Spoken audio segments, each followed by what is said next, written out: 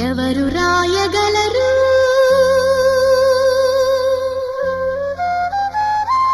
అమ్మాను మాట కన్న కమ్మని కావ్యం ఎవరు పాడగలరు